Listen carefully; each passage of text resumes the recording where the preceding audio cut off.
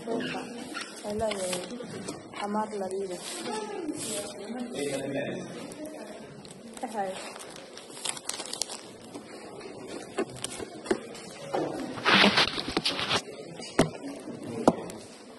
Bien, buenos días muchachos. El día de hoy nos vamos a desarrollar para ustedes el tema de las infecciones hepatitis agudas y crónicas, sobre todo hepatitis virales agudas y crónicas, pero también vamos a hablar de algunas hepatitis crónicas no virales. Y nosotros entendemos cuando hablamos de hepatitis aguda, eso sí, recuerden de ensayología, de infección alérgica, cuando hablamos de hepatitis aguda estamos hablando de una inflamación del hígado. Estamos hablando de una inflamación. Y esa inflamación del hígado se caracteriza por una elevación de qué básicamente de las amenazas. Cuando hablamos de una inflamación, recuerden que cuando nosotros tenemos un daño a nivel del hígado, tenemos dos tipos de patrones, lo que conocemos como un patrón hepatocelular, que se caracteriza por el daño e inflamación de los hepatocitos y que vamos a ver en el laboratorio como una elevación de las transaminasas. Y también podemos tener un daño que le llamamos de tipo colestático, donde lo que está alterado es la secreción de la bilis, y eso se caracteriza por una elevación de la metanacalina y la gamma-glutaminas. Cuando hablamos de hepatitis aguda, estamos hablando de una injuria, algo que está generando un daño hepático, y ese daño hepático va a producir inflamación y muerte de los hepatocitos. Y eso se va a producir en el desarrollo clínicamente de ictericia, que es lo típico. Y laboratorialmente lo vamos a ver como una elevación de los niveles de transaminasas, y la inflamación es muy severa. Y otra cosa además vamos a observar.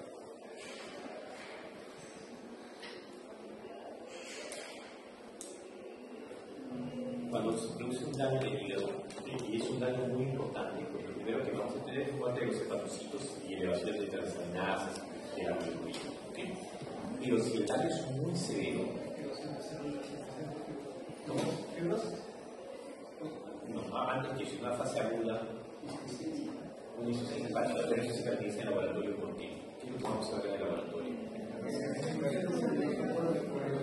La alteración de los factores de coagulación, y lo que vamos a tener ahí es una prolongación del tiempo de proteína de INR. Recordemos que el hígado cumple una serie de funciones, dentro de ellas funciones de síntesis, y dentro de esas funciones de síntesis está la síntesis de factores de coagulación. ¿Qué es lo primero que vamos a ver? Como nosotros tienen un tiempo de vida media muy corto, cuando se produce una injuria en el daño hepático,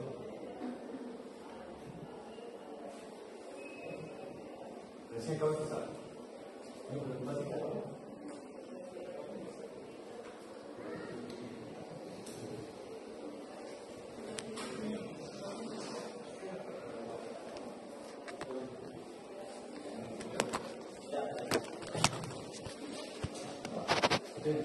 Como el factor de coagulación tiene un tiempo de vida muy corto, si el daño hepático, la muerte de es muy severa, vamos a tener una alteración de los factores de coagulación.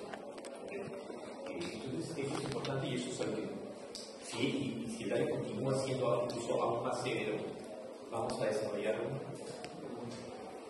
claro, hiperglucemia lo vemos en el periodo crónico, ¿no? Pero si la injuria es muy aguda, esto también se va a ocurrir, que nos hace definir un fallo hepático. ¿Ya tendréis el concepto de fallo hepático? Un fallo hepático fulminante es cuando ocurre cuando el hígado se inflama, se prolonga la coagulación de INR y el paciente desarrolla encefalopatía hepática. Y lo hace en un periodo de tiempo muy corto. Eso es lo que nosotros definimos como una hepatitis, como un fallo hepático que cada dos días, un fallo hepático fulminante. Muy bien. Entonces, vamos a hablar de las hepatitis virales en sus presentaciones agudas y crónicas. La primera y la más común es la hepatitis A. La hepatitis A es o el virus de la hepatitis A es un virus de tipo RNA, que pertenece a la familia microorganicidades, consta de un ARN monocatenario y presenta una cápside cubierta con cilindros aéreos. El mecanismo de daño por el cual el virus de la hepatitis A genera la inflamación hepática no es por el propio virus, no es que el virus sea citopático. Lo que pasa es que este virus ingresa al hepatocito, se empieza a replicar y los antígenos de este virus empiezan a ser presentados en la membrana del hepatocito y nuestro sistema inmune, en un afán de controlar la replicación viral, termina provocando la inflamación y la muerte de los hepatocitos. Este virus se transmite por vía fecal oral. Es está asociado a pobres niveles higiénicos sanitarios. En países en vías de desarrollo, esta infección es muy frecuente en la infancia. Tiene pues, una de las infecciones más prevalentes a nivel mundial, y es muy común que la persona se contagie en la infancia de este virus. ¿Algunos de ustedes han tenido hepatitis A? ¿Ninguno? Porque probablemente, y sí lo han entendido, la prevalencia es considerada la prevalencia alta intermedia, es una prevalencia alta. Estudios de epidemiología muestran esto en adultos, pues a partir de los 18, 19, 20 años, casi el 98% de la población peruana presenta anticuerpos contra el virus de la hepatitis A. Por eso, de ustedes es más que probable que solo uno no tenga hepatitis A y todo el resto sí lo haya tenido. Eso es lo que dicen los estudios epidemiológicos. Y ustedes dirán, pero ¿por qué si yo no recuerdo, mi papá no recuerda? Porque, como yo les mencionaba, que el virus de la hepatitis A es un virus cuyo daño es producido o está asociado a la respuesta inmune que montamos para eliminar el virus. Es decir, a menor edad de contagio, que es lo típico en países desarrollados como Perú, a menor edad de contagio es mayor la probabilidad de que hagamos formas amitéricas, es decir, que el cuadro de hepatitis A pase como si fuera una gastroenteritis viral, un cuadro viral totalmente inespecífico, a veces un caso un poquito de ictericia y el cuadro de considerar inicial. Pero muchas veces en niños hacen formas asintomáticas. Muy distinto cuando uno adquiere la infección de adulto, cuando uno tiene un sistema inmune más potente, más robusto.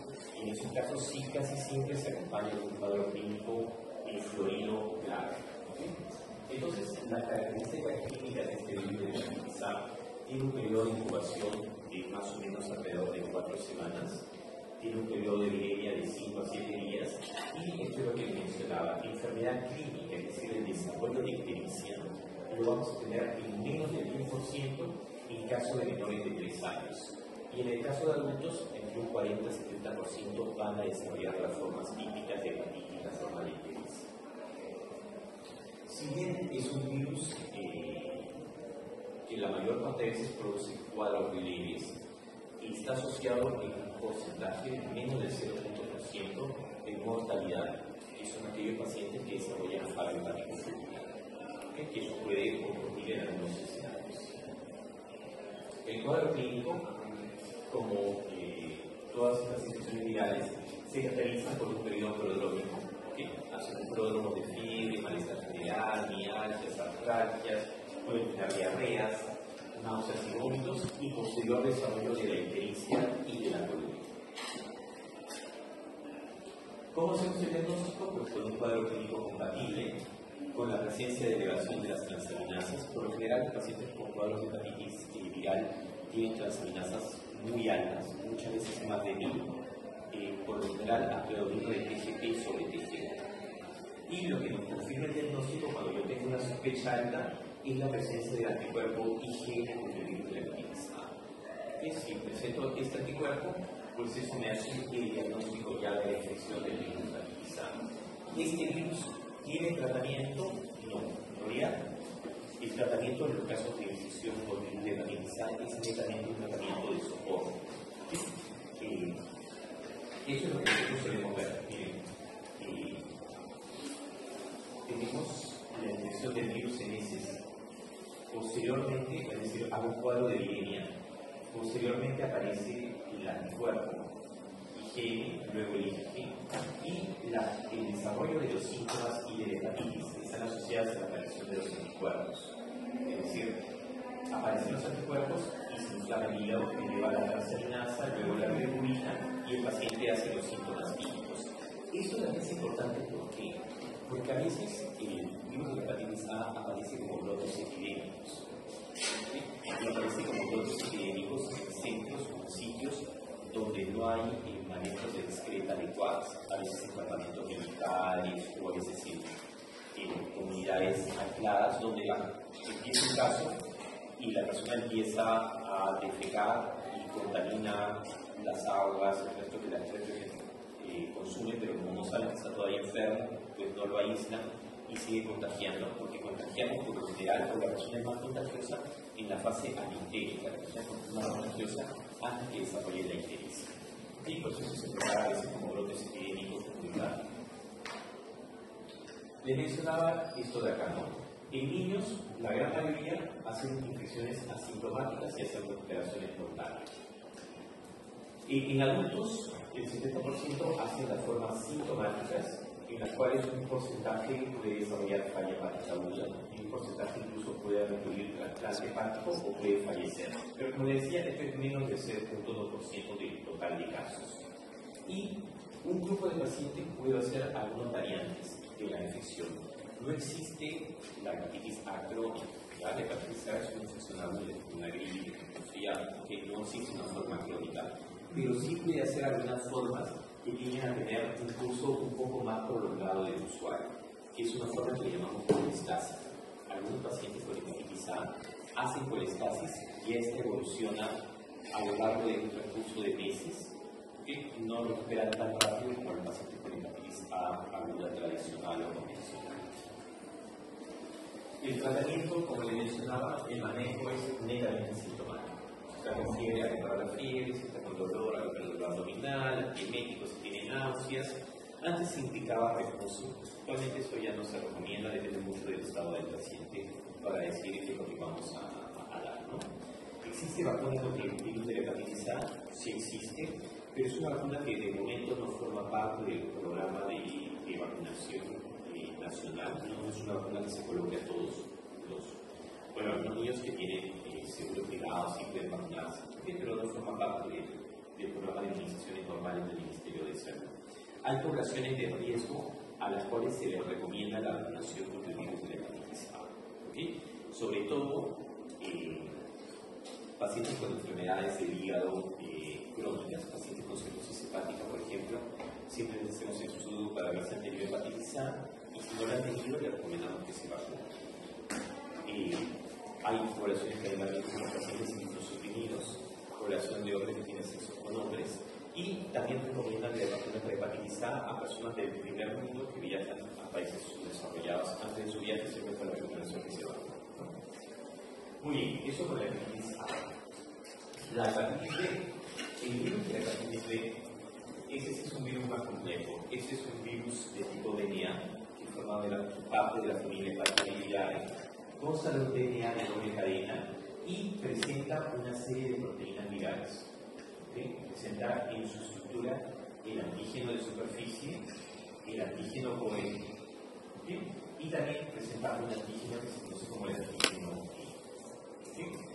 Estas proteínas virales son importantes porque las pruebas serológicas para reconocer en qué fase de la infección nos encontramos están basadas en la detección ya sea del antígeno o del anticuerpo dirigido contra alguno de esos antígenos. Esto ustedes ya lo han llevado en microbiología. ¿Sí?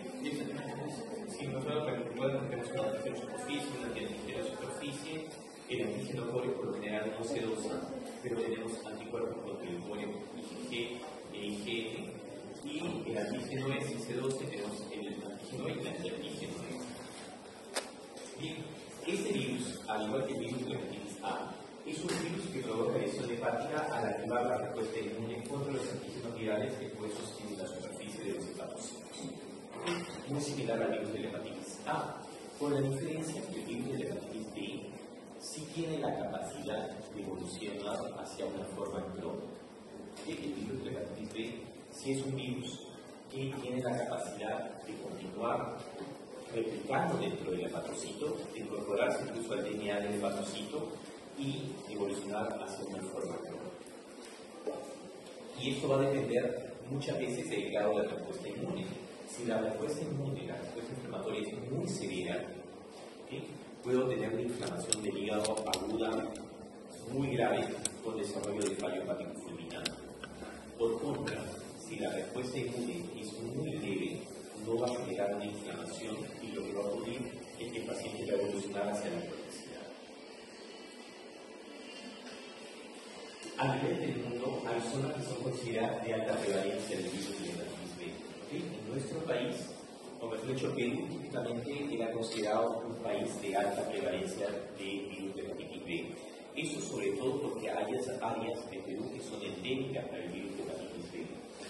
Si vemos toda la zona que es de selva, selva y cepa de selva, son zonas que tienen alta endemicidad para el antígeno de superficie. A nivel global, en realidad no tenemos una prevalencia muy alta, la prevalencia en antígeno de superficie es de 0.4%. Pero en algunas de estas comunidades, en algunos de estos departamentos, sí la endemicidad es muy alta y es más del 8% de toda la población.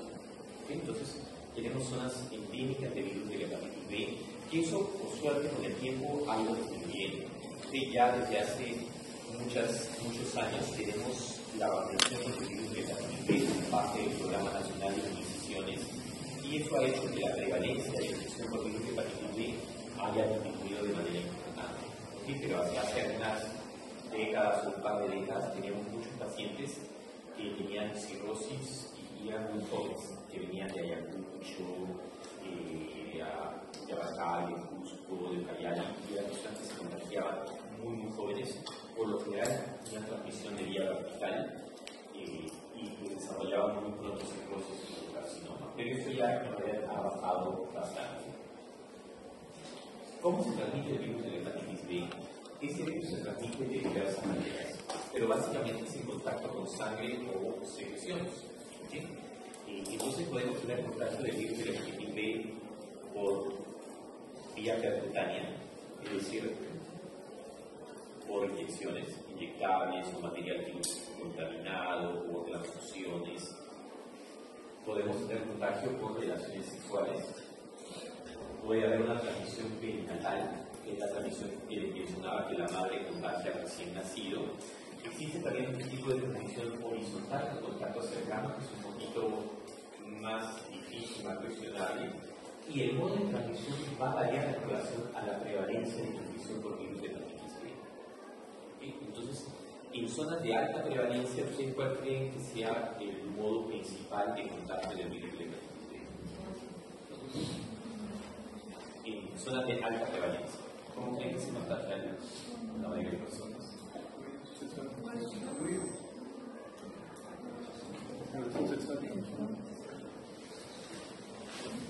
No, en realidad, en zonas de alta prevalencia, el mecanismo de transmisión es básicamente perinatal, es transmisión vertical, es de la madre al hijo. ¿Por qué? Porque son comunidades donde la prevalencia es muy alta. La persona no sabe que se infectada de la hepatitis B al momento de dar a luz. Con el contacto con sangre y secreciones, el bebé se contagia. Este bebé no desarrolla ningún síntoma, crece, llega a ser un adulto, 20 años, tiene relaciones, contagia a su pareja, la pareja otra vez, y se genera un círculo permanente de contagio dentro de esas comunidades. En zonas de alta prevalencia, casi siempre el mecanismo de contagio es vertical. En zonas de baja prevalencia, ahí sí más bien se considera que es una enfermedad de transmisión sexual. Ahí sí el mecanismo predominante es por relaciones sexuales.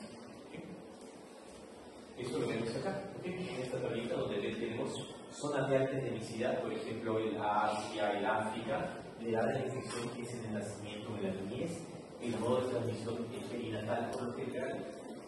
Estos chicos por lo general evolucionan de forma crónica, porque yo les comentaba que de acuerdo a nuestra respuesta inmune es que vamos a desarrollar alguno de esos tipos de enfermedad.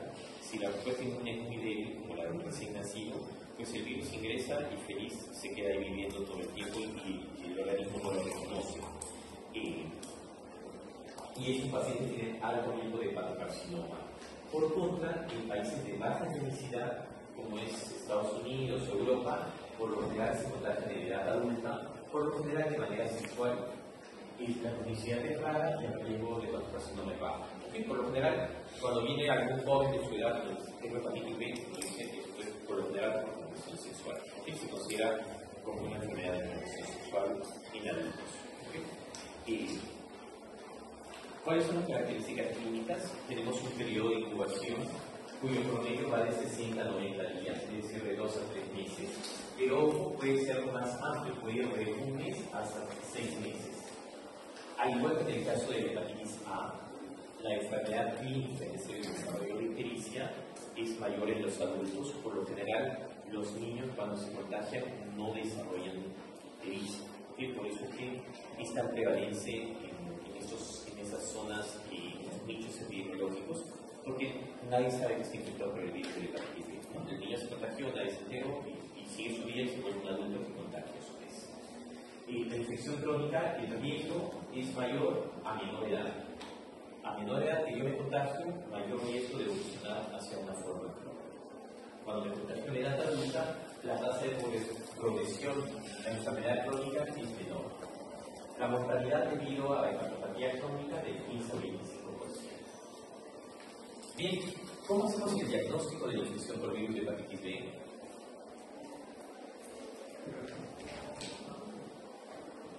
¿Cuál fue la serología? Es muy similar a lo que habíamos mencionado. Si es una hepatitis aguda, pues vamos a tener el cuadro clínico, vamos a tener elevaciones de transaminasas, pero yo pido una serología para hacer el diagnóstico. ¿Y el marcador que hace el diagnóstico de la infección de hepatitis B cuál es? El antígeno de superficie. El antígeno. O sea, el diagnóstico de infección yace en la detección del antígeno de superficie. Si yo no tengo antígeno de superficie, no tengo infección. Puedo tener un core positivo o un anticuerpo, pero estos anticuerpos que no pueden indicar infección pasada. Pero lo que me indica infección es la presencia del antígeno de superficie, eso siempre recuerdo, ¿ya? El diagnóstico de infección ya hace la detección del antígeno de superficie. Si yo me contagio de hepatitis B y este virus persiste por más de 6 meses, eso nos indica cronicidad. El diagnóstico de hepatitis crónica por virus de hepatitis B se define como el antígeno de superficie que persiste más allá de 6 meses.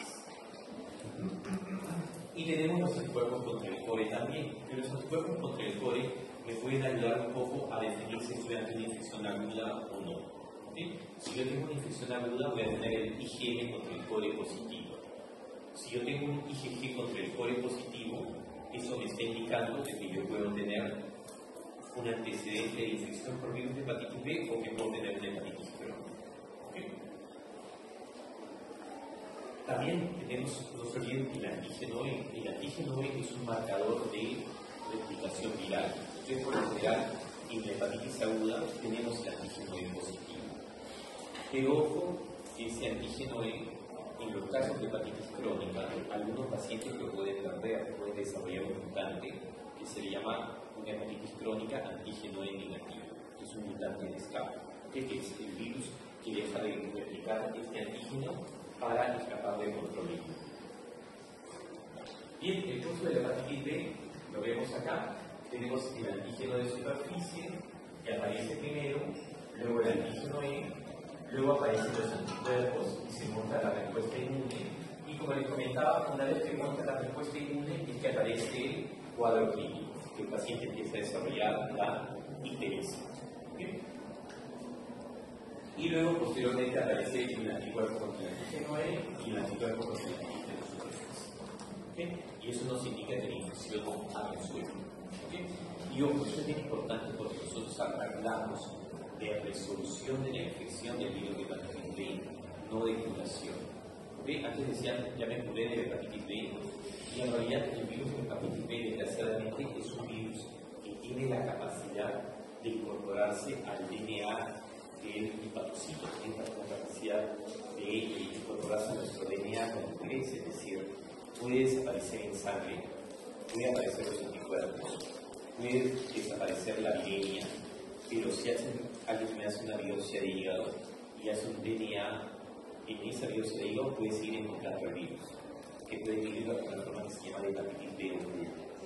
Y eso lo venimos a entender con el uso de unos medicamentos que son inmunosupresores muy potentes que se usan para el cáncer, que se observó que cuando se le daba a pacientes que tenían antecedentes de haber tenido hepatitis B y de haberse curado, el virus reaparecía. Eran personas que tenían el anticuerpo contra el antígeno de superficie, que aparentemente hicieron una infección aguda muchos años atrás, y de repente le ponían ese inmunosupresor que era tan fuerte que ese virus que estaba oculto dentro del hígado se volvía a activar, a pesar de que aparentemente, o entre comillas, la persona estaba curada. Por eso probablemente no usamos el término curación, sino hablamos del término resolución de la infección. Bien, una vez que yo me contagio del virus de hepatitis B, como yo les mencionaba, hay dos posibilidades. Una, que la infección resuelve en el curso de unos pocos meses, ¿okay? Que eso le llamamos una infección aguda. O hay la posibilidad de que llegue a los 6 meses y eso se convierte en una infección crónica. ¿Okay? Cuando esto se convierte en una infección crónica, hay una serie de fases.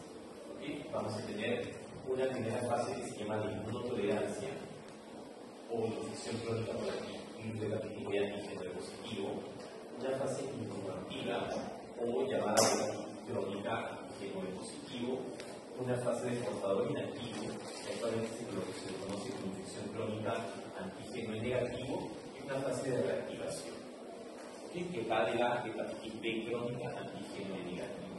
Y luego puede evolucionar a esta fase de infección oculta por virus. Eso lo vamos a ver mejor acá.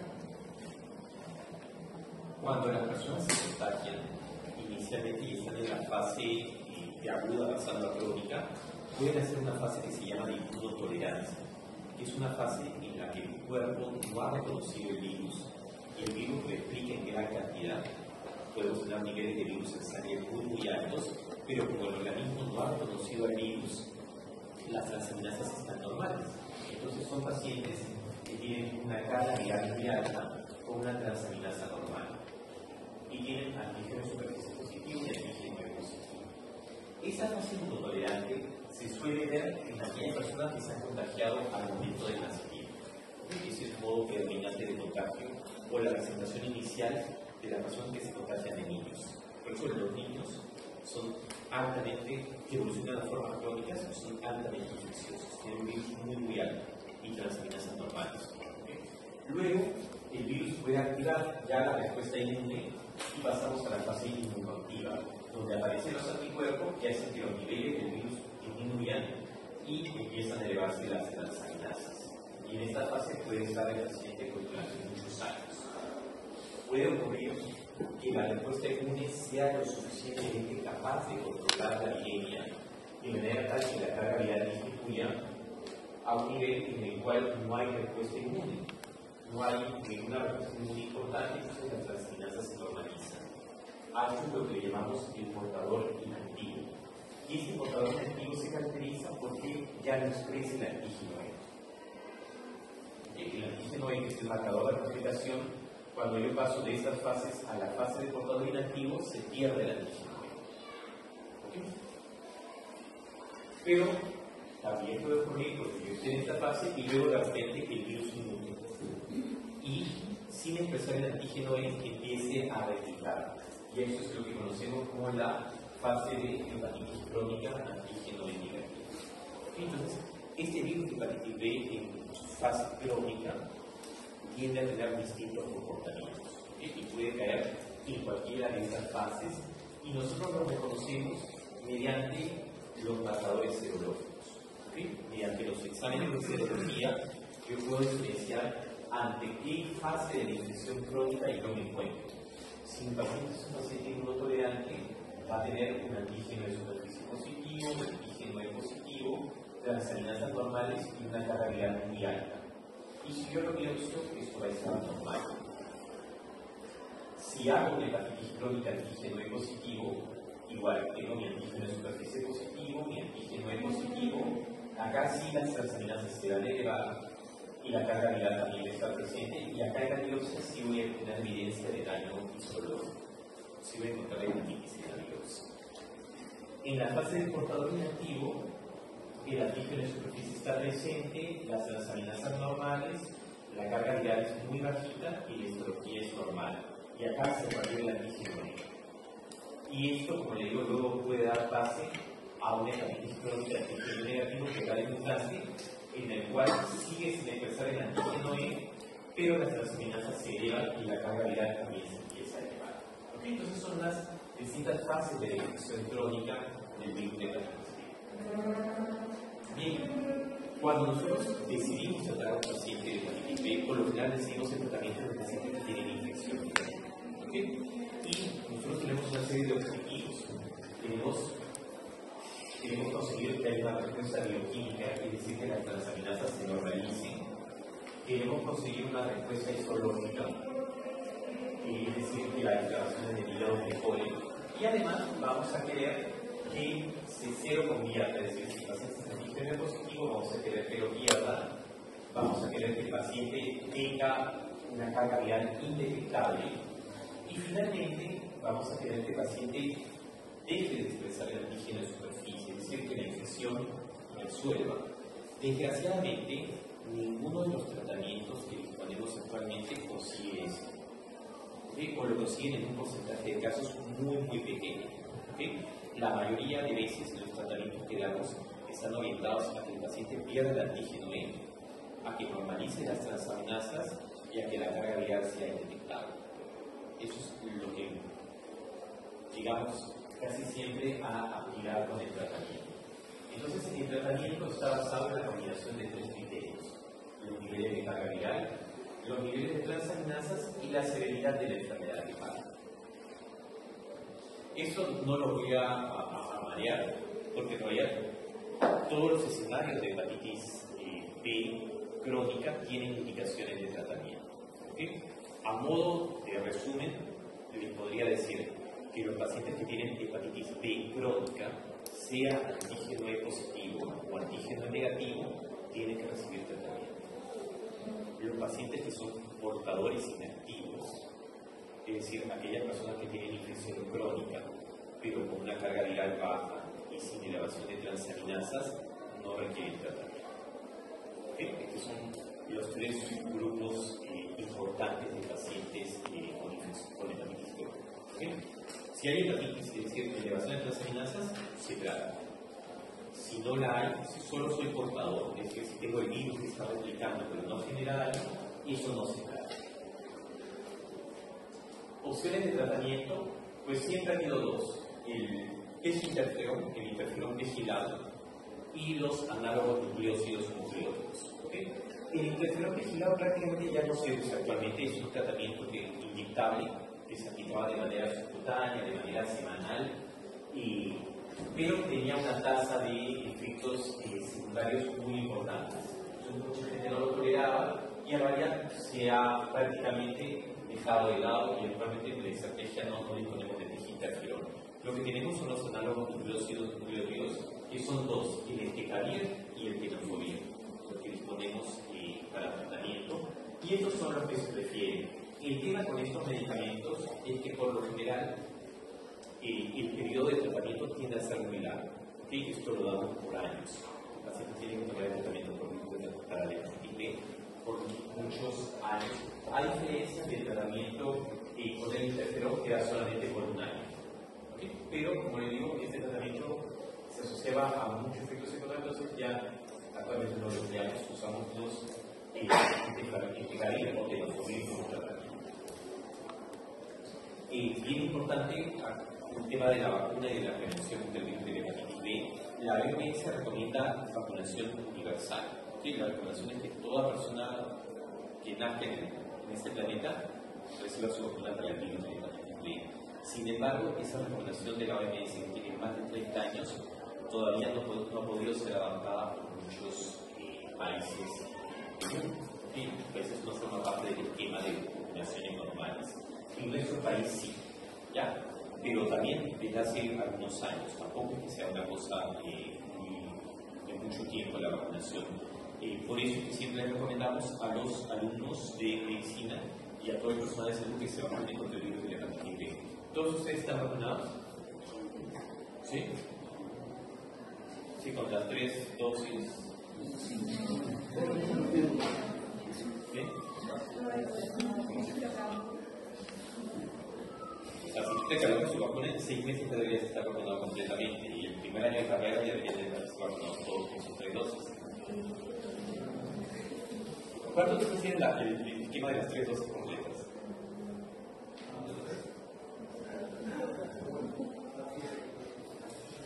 Y es importante que se vacunen, porque la verdad es que la tasa de, y no es broma, porque la tasa de internos que tienen accidentes constantes es bien alta. Y luego están llorando ahí de pinche.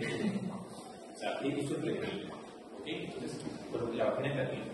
Finalmente, o sea, tampoco es que sea complicado. Y si yo me coloco la vacuna, Si ustedes están vacunados, ¿qué cosa debería aparecer cuando nosotros le hagamos un estudio cerebral? ¿Cómo debería ser el antígeno de superficie? Negativo. ¿Cómo debería estar el antiantígeno de superficie? Positivo. ¿Cómo debería ser el anticuerpo? El anticuerpo, si yo estoy vacunado, debería ser negativo.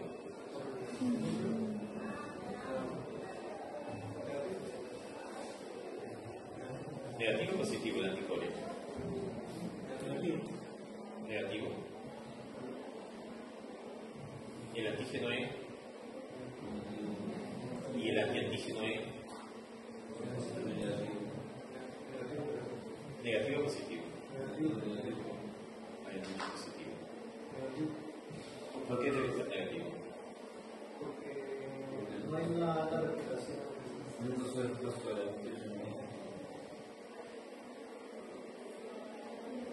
Si yo he tenido infección por virus de hepatitis B, ¿okay? Si yo he tenido infección hace un tiempo, ¿cómo debería estar mi anticuerpo total?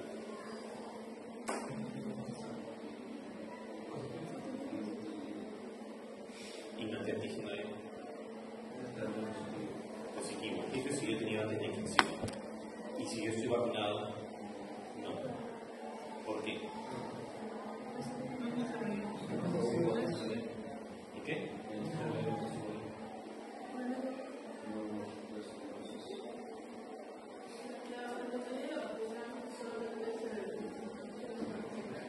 Exactamente. La diferencia de otras vacunas, que son vacunas de virus atenuados, la vacuna de virus de la hepatitis B solo contiene el antígeno de superficie.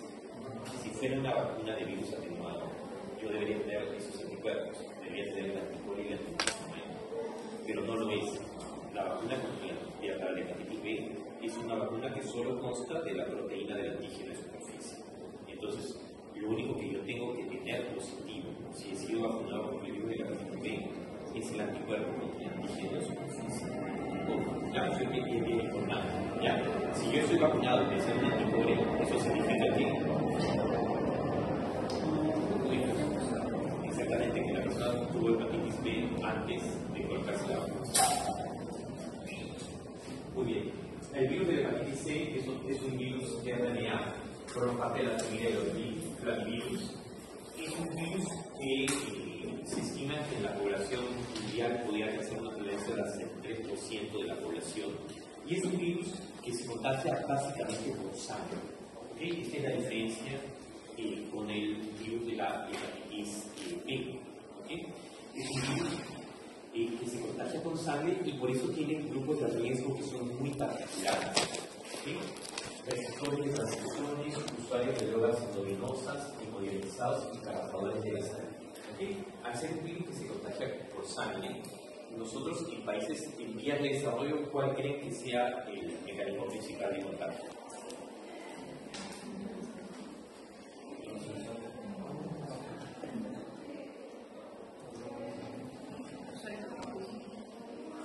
¿Cuál creen que ustedes sea el principal mecanismo de contagio?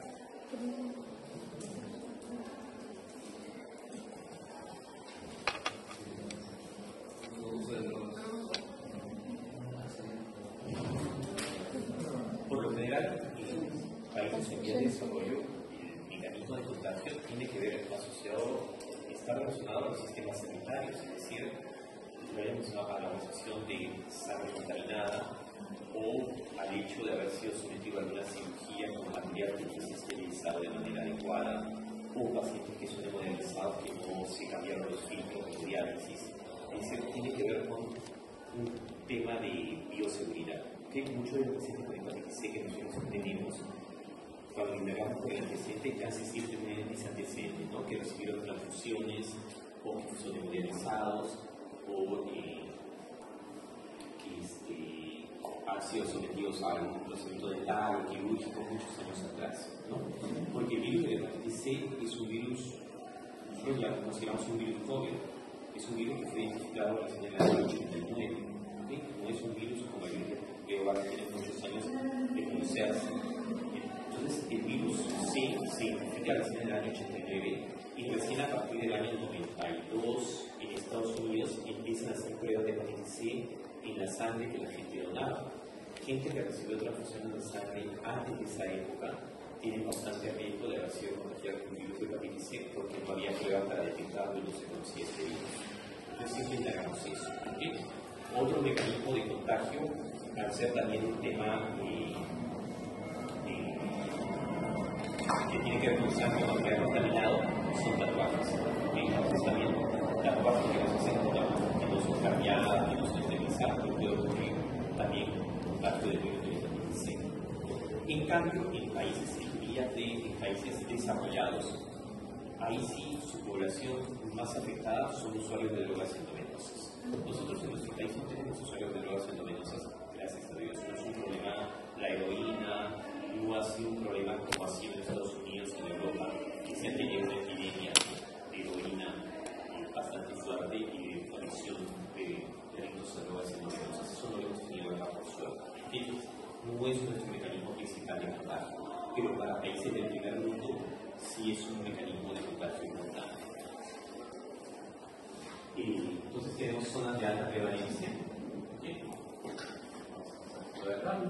Por lo general, cuando las personas se contagian de hepatitis C, la gran mayoría de veces no hacen un cuadro agudo. No hacen un cuadro agudo. Pasa muchas veces como un cuadro desapercibido. Por eso es que durante mucho tiempo a la hepatitis C la llamábamos la pandemia silenciosa.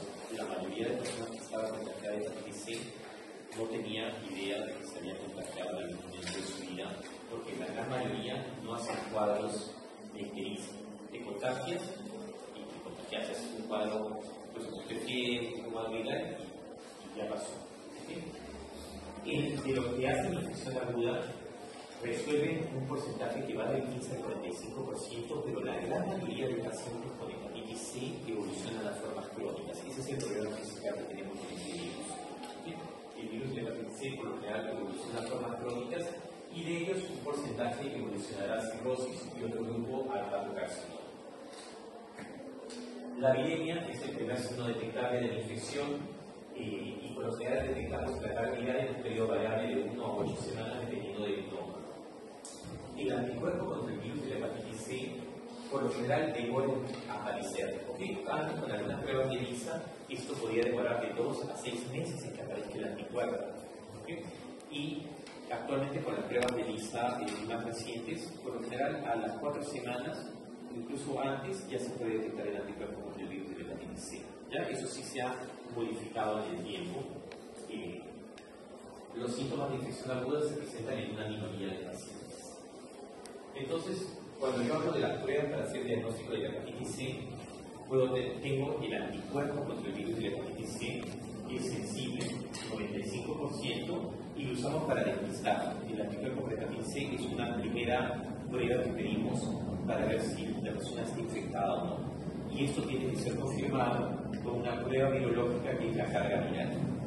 Entonces, la primera prueba cuando yo sospecho de una hepatitis C es el anticuerpo contra el virus de la hepatitis C, pero el que ese anticuerpo esté presente no me hace el diagnóstico de la infección. Tengo que confirmarlo con la carga viral. Hay grupos de riesgo para los cuales se recomienda el depistaje del virus de la hepatitis C. ¿Okay? Que son personas que utilizan transfusiones frecuentes de sangre, pacientes sometidos a hemodiálisis, receptores de trasplante de órganos sólidos, usuarios de drogas inyectables, personal sanitario que pueden estar expuestos al contacto con sangre, personal de las Fuerzas Armadas, contactos sexuales de una persona con infección por virus de hepatitis C, personas que sufren violencia sexual, personas con diagnóstico de infección por VIH, trabajadores sexuales, hombres que tienen sexo con hombres, mujeres femeninas y personas privadas de su libertad. El virus de hepatitis C, a diferencia del virus de hepatitis B, no tiene una tasa de contagio alta por relaciones sexuales. Normalmente se contagia o su transmisión es muy baja por relaciones sexuales, salvo en la población de hombres que tienen sexo con hombres, donde sí la tasa de contagio es mucho más alta. Pero en el resto de la población no se considera que la transmisión sexual sea una forma importante de contagio de este virus. El virus de la hepatitis C es un virus que hizo historia. Hizo historia porque es la primera infección viral crónica que tiene cura. ¿Okay? Ninguna infección viral crónica tiene cura. Esta es la primera infección viral crónica que tiene cura, y el periodo de tiempo desde que se identificó el virus hasta que se desarrolló un tratamiento contra este nunca se había visto en la historia de la medicina. Esto tuvo que ver mucho con el tema de que los países más afectados eran los países desarrollados, y obviamente la industria farmacéutica pues le metió ahí un montón de fuerza para desarrollar las terapias y avanzar en realidad bastante rápido, desde las terapias iniciales que eran con interferón, a luego el interferón con ribavirina, luego el interferón con ribavirina, hasta la aparición de los antivirales de acción directa, que es como los inhibidores de proteasa, que aparecieron hace 2014, y luego ya los antivirales de acción directa de combo, que conseguían una curación prácticamente del 100%. Esto realmente fue un hito en la historia de la medicina, y actualmente tenemos una serie de fármacos que van a actuar en distintas partes de la cadena de la presentación viral. Tenemos inhibidores de la proteasa, inhibidores del NS5A, inhibidores de la polimerasa del NS5B. Y actualmente estos fármacos se han ido superando. Antes el virus de la hepatitis C tenía fenotipos. Nosotros pedimos fenotipos porque dependiendo del fenotipo teníamos que dar el tratamiento o el tiempo de tratamiento. Y eso era un limitante muchas veces para dar el tratamiento. Pero actualmente estas drogas se han ido diseñando de manera tal que sean panfenotípicas. Es decir, ya no interesa el fenotipo del paciente, igual atacan a cualquiera de todos estos virus con igual extremada eficacia. Y actualmente lo que se recomienda son dos regímenes, o el glecaprevir con pibretafir o el sofosbuvir con velpatasvir. En nuestro país lo que nosotros tenemos es sofosbuvir.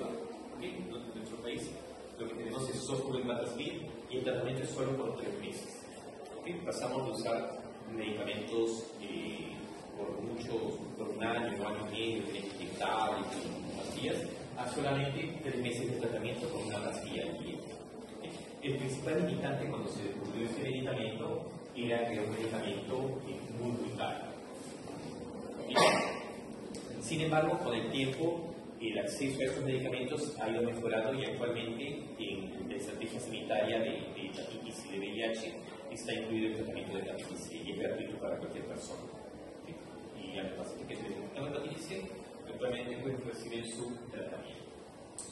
El virus de la hepatitis D, ese es un virus particular porque ese es un virus RNA que tiene un efecto citopático, pero este virus tiene una particularidad, y es que requiere de que la persona tenga además una infección por virus de hepatitis B. La hepatitis delta solo ocurre en personas que tienen esta infección por virus de hepatitis B. A nivel mundial se considera que está presente en aproximadamente el 5% de infectados por hepatitis B, y el modo de transmisión es igual al de la hepatitis B, por vías sexuales sanguíneas. El diagnóstico de una infección aguda se da a través del higiene contra el virus de hepatitis B. Y la historia natural puede ocurrir, o podemos tener 2 escenarios: que haya una coinfección, es decir, que la persona se contagie de los 2 virus al mismo tiempo, del virus de hepatitis B y del virus de hepatitis delta, y en esos casos se va a comportar muy similar a la infección del virus de hepatitis B. Si es en edad adulta, entre un 80 a 95% van a resolver, y un 2 a 20% puede desarrollar hepatitis fulminante.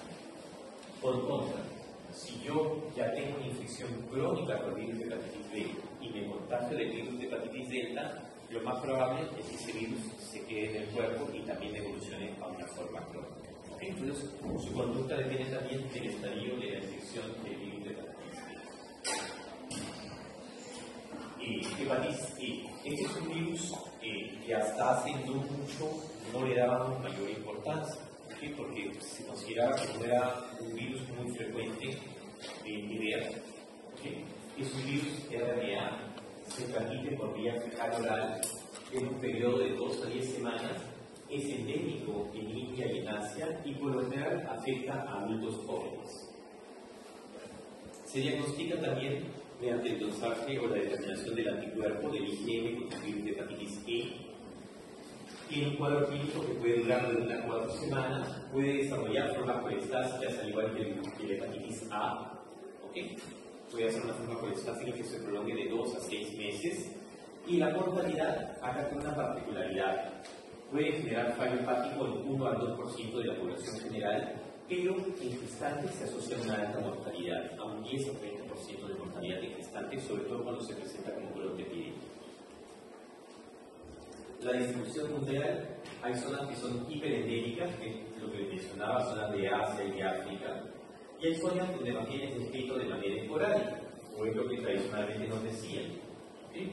Y este virus de hepatitis E tiene varios, o tiene distintos genotipos, ¿okay? Pero por lo general, el humano se ve afectado por los genotipos del 1 al 4. El genotipo 1 y 2 son exclusivamente de humanos, y por lo general se presentan como brotes epidémicos por contagio al consumir agua contaminada con excretas, muy similar a la hepatitis A, y aparece como brotes epidémicos en poblaciones que tienen condiciones sanitarias muy buenas. En cambio, el genotipo 3 y el genotipo 4, esto tiene como puede no solamente a humanos, sino también a animales, se consideran las zoonosis. Puede observarse sobre todo en la carne de cerdo, ¿okay? O en el cerdo, y eso es importante. ¿Okay? Entonces, ¿por qué? Porque en Sudamérica el mecanismo o el genotipo predominante es el genotipo 3.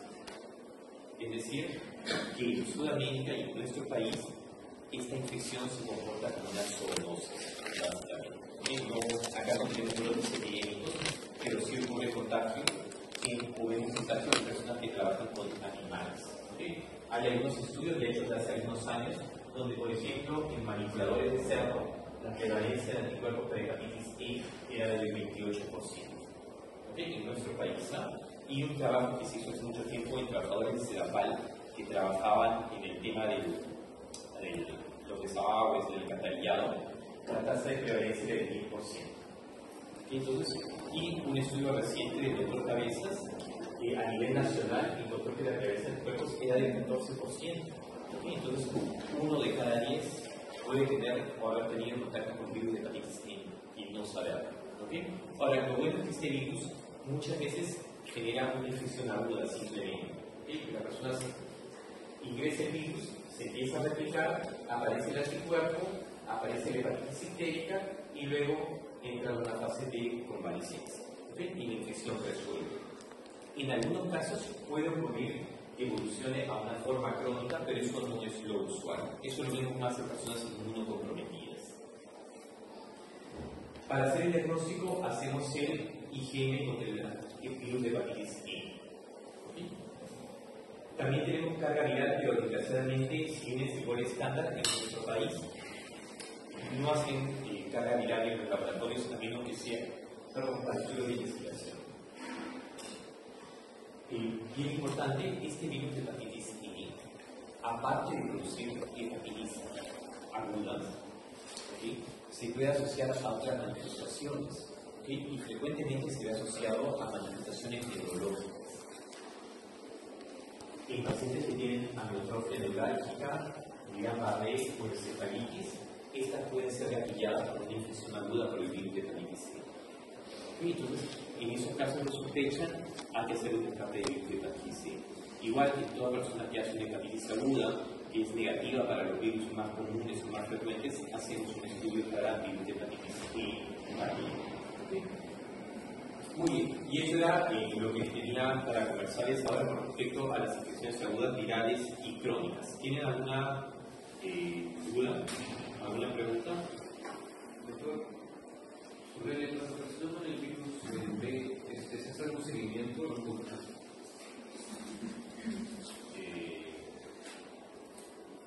A partir de cuántos años se le va revisando antes de retomar o algo así. Ya, el virus de hepatitis tiene una particularidad, y es que normalmente el hepatocarcinoma, y ya tenía que hacer eso, lo van a tener. El hepatocarcinoma por lo general aparece en hígado cetónico. Por lo general, en personas que tienen una cirrosis hepática, los una cirugía dentista de la carcinoma y esto lo hacemos con ecografía y rutina cada 6 meses. Bien. Ahora, el virus de la hepatitis B tiene una particularidad que no lo tienen otras enfermedades que producen cirrosis y producen cáncer al hígado, y es que el virus de la hepatitis B puede reducir hepatocarcinoma sin tener necesariamente cirrosis hepática. Esa es la diferencia. Y normalmente, cuando hay cirrosis hepática, el control es bien claro, es con ecografía cada 6 meses. Normalmente, cuando el paciente tiene una hepatitis crónica y tiene una fibrosis F3, muchas personas dicen que igual debería ya hacer un screening cada 6 meses. Y si el paciente es no cirrótico, depende. Depende bien grande, porque va a depender, uno, de la historia familiar o del riesgo que la persona tenga de desarrollar hepatocarcinoma. Ahí interviene la edad, incluso también la edad es un determinante para tratar a aquellas personas que están en la fase de inmunotolerancia. Que es esta fase, por ejemplo, si yo me contagié del virus de la hepatitis B de niño y llegué a los 40 años y sigue teniendo una carga viral alta, sigo teniendo intolerante, eso se vuelve una regla y lo tratamos y los empezamos a utilizar para hepatocarcinoma. ¿Ok? Pero eso es un grupo de pacientes muy especial, no es el usual. O sea, por lo general, en ausencia de no cirrosis, el monitoreo se hace en base a factores de riesgo de cada individuo particular. ¿Okay? Pero en el que ya desarrolló cirrosis, el screening es estándar. Yo hago diagnóstico de fibrosis en 3 o de cirrosis, ecografía cada 6 meses, con o sin agentes de proteína. ¿Y de cuándo se le podría Tenemos en todos los niños. O sea, en todas las infecciones crónicas, hepatitis B, hepatitis C, tenemos un fibrostático. O sea, en todo paciente que tiene una. O sea, cuando estamos hablando de que es una hepatitis crónica, ¿okay? Por lo general tenemos un fibrostático siempre para evaluar el grado de fibrosis. La mayoría de los pacientes que nos llegan con hepatitis crónica son pacientes que no saben cuándo se infectaron y qué pasó. Entonces nosotros iniciamos a saber cuándo fue la fecha. Entonces, cuando yo vienes y te vas a dar sangre y te quedan los niños de superficie. Te vienes y de alguna manera es saber cuándo vas a desarrollar. Entonces hay que hacerte un fibrocampo para hacer la siguiente fibrosis. Y el paciente raro es el paciente que es una hepatitis B aguda y que lo seguimos a los 6 meses. Y a los 6 meses confirmamos que es crónico. En ese paciente probablemente sí diríamos que buscando porque se acaba de contagiar, entonces no tiene fibrosis. ¿Sí? Ese paciente no. Pero la gran mayoría de pacientes que tienen un diagnóstico de hepatitis crónica reciente, les hacemos un fibrocam para establecer cuál es el grado de fibrosis. ¿Okay? Ya antes hacíamos biopsia. Es más, antes el tratamiento, por ejemplo, para el virus de hepatitis C, porque era un tratamiento con muchos efectos adversos y con tasa baja de éxito, se recomendaba tratar solo aquellos pacientes que tenían fibrosis desde 2 en adelante. Entonces, a los pacientes que estaban contagiados de hepatitis C, que era una cosa bien triste, le hacían la prueba y si no tenían fibrosis no lo tratabas. Le decían, venga el siguiente año y veremos si ya tiene fibrosis. Exactamente, porque los gobiernos no cubrían tratamiento para fibrosis que no sea exitoso, ¿no? Porque, como digo, era muy caro y bueno, y la tasa de éxito era muy baja, ¿no? Entonces solo se reservaba a esos casos especiales. Cuando el tratamiento de hepatitis C salió, que es esta asociación Sofo-Belpa, y le conocían como la pastilla de $1.000. Cada pastilla de Sofovir costaba $1.000, llega a vendía $1.000, y el tratamiento de las 12 semanas solo con Sofovir era de $84.000. Y si le tenían que añadir el otro antiviral, que podría ser Sofosbuvir, que normalmente están alrededor de $60.000. Un tratamiento para una persona era $160.000. Entonces, nadie, cuando salieron esos medicamentos, acá en Perú fue todo un problema porque nosotros no lo compraban, era muy caro cuando llegó.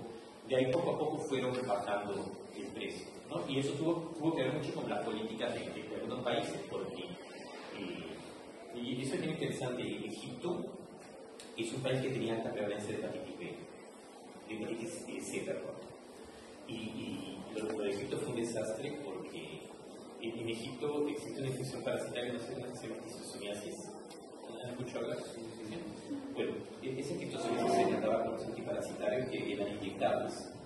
Entonces, lo que hacían ellos en sus campañas, algunas de esas agujas que se usaban eran unas de metal, antes de que eso está prohibido totalmente, ¿no? Pero hasta hace muchos años se usaba eso. Entonces, ese ministerio en Egipto iba vacunando casa, o poniendo esos antiparasitarios casa por casa, con la misma aguja, o esterilizando solo con alcohol a toda su población. Y eso, lo que ocurrió es que tenían la prevalencia de hepatitis C más alta del mundo, tenían 30-40% de su población infectada por el virus de hepatitis C. ¿Okay? Obviamente cuando ellos hicieron eso, no se sabía que existía este virus, ¿no? Pero luego, bueno, se descubrió y se había contagiado de esa manera. Entonces ellos tenían 30-40% de su población que estaba infectada, y Egipto lo que hizo fue una negociación con Gilead, que fue el laboratorio que tuvo esa actividad, y prácticamente fue una cosa que también de 9 meses le dijo, bueno, o me bajas el precio, o yo te pirateo la droga y ya nadie te compra y quiebra el mercado. Y finalmente, es que era una cosa, incluso en su momento fue motivo de editoriales de New England y todo, porque decían que el costo de hacer la pastilla en realidad era nada, era $10, pero cobrar $1000 por todo lo que costó desarrollarla. Decían, pero la fabricación del medicamento era muy barata, porque bueno, la industria invierte que tener ganancias. Y al final pues, hicieron esa negociación y al final lo que se aceptó es que se genere el genérico licenciado por Gilead, que fue inicialmente como nosotros empezamos a tratar acá también. Que era el genérico que se producía de la India, autorizado por Gilead y que se importaba para Perú. Y luego se hicieron compras masivas vía OMS, entonces OMS cobraba tratamientos para varios países y permitió bajar el precio. Y actualmente el tratamiento de la hepatitis C ha bajado bastante, creo que está alrededor de 24.000 soles más o menos. Igual claro, pero para lo que era antes, ha bajado mucho. ¿Alguien tiene alguna pregunta?